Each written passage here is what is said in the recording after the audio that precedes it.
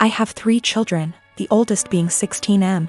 For my birthday last week my son went out and bought me this swinging hammock chair that I had been wanting for 2 years, and it cost him quite a bit of his saved money, which I fully intend to put back into his bank account so he can continue saving.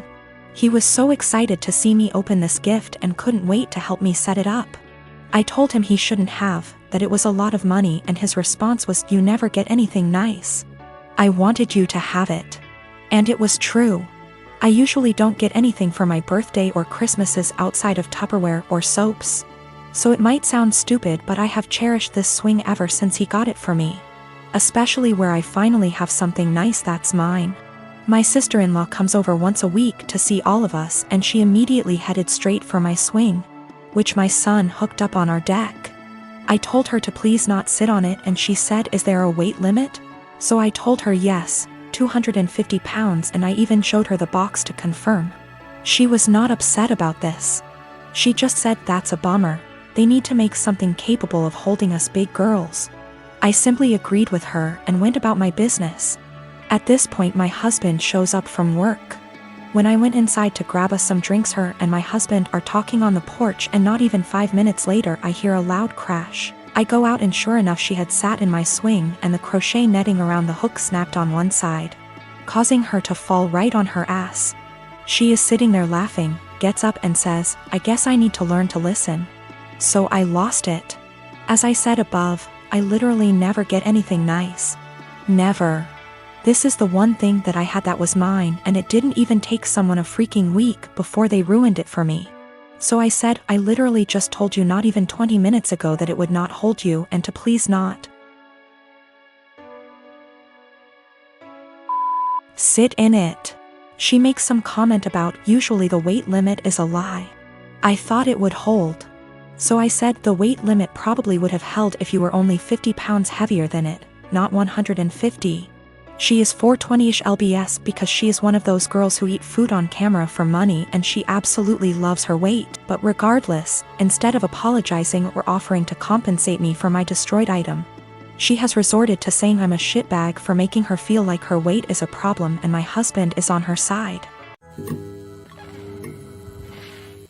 My brother lost his job along with all his savings several months ago, and soon after he asked me if it would be okay if he and his wife stayed with me until they could afford their own place again.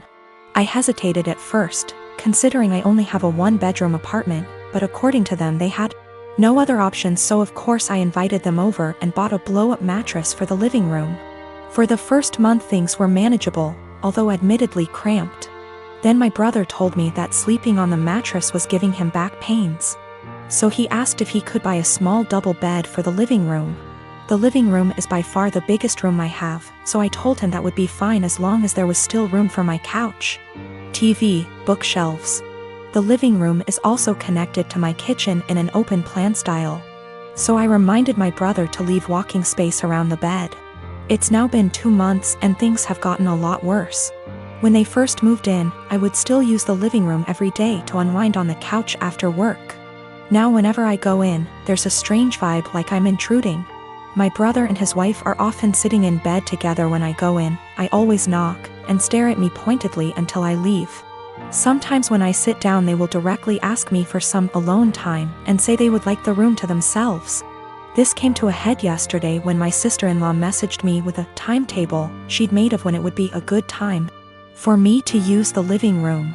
The timetable basically says that they will allow me into the room for an hour each evening, plus 20 minutes around meal times. I basically shut her down instantly and told her there was no way I'd be following the timetable since in the end it's my apartment. She sent me back a huge message with a dozen paragraphs about how my constant presence was ruining her marriage with my brother and they feel like they have no privacy.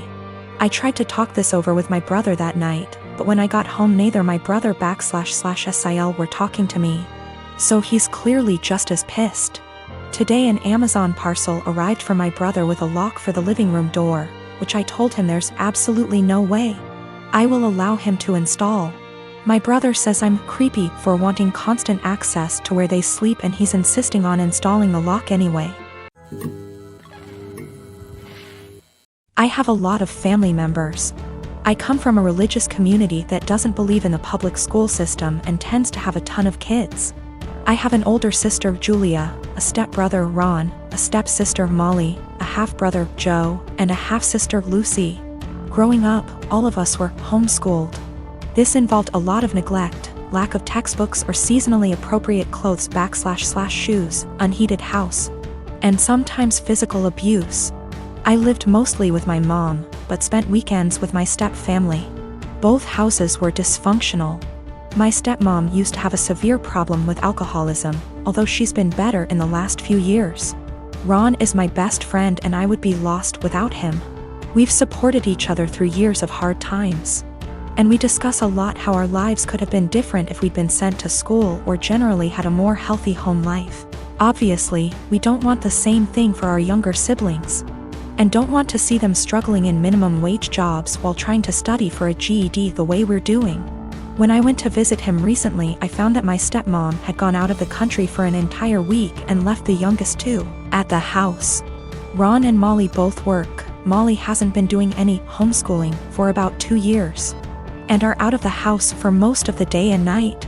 I tried to help Lucy with her math homework, but she was extremely behind grade level and kept getting distracted because she had to make lunch or do chores. Joe spends all day in his room playing video games and gets no guidance from anyone. I try to as gently as possible get him to do some reading, but he doesn't understand how serious the situation is. And obviously is having too much fun to care. So I called CPS and reported educational neglect. And obviously everyone knew it was me. And Ron told me that stepmom said I wasn't welcome at the house anymore and to never contact any of them again. Molly is extremely mad at me. She blocked me on Facebook and doesn't have a cell phone where I can reach her. Julia, who somehow heard about all this despite living across the country, also blocked me on Facebook and reported my Facebook as impersonating a celebrity. Facebook deleted it, generally making everything harder. This stings even more because I'm already estranged from my bio-mom over my religious beliefs. I now have no family members left, besides Ron, thank bejeebus, who want anything to do with me. I feel like I make enemies everywhere I go. Ron has been saying for years that he can't call CPS, and I guess this is why, but at least he doesn't blame me. He suggested that I try to talk to stepmom once some time has passed, but I would have no idea where to begin. I am a 19-year-old female. I have an estranged grandpa more or less. He's my dad's father, but my dad hardly had a relationship with him. I have 2 other siblings, one younger and one older. My grandma divorced my grandpa when my dad was only 10. So he lived with my grandma his whole life in a different state and didn't see him.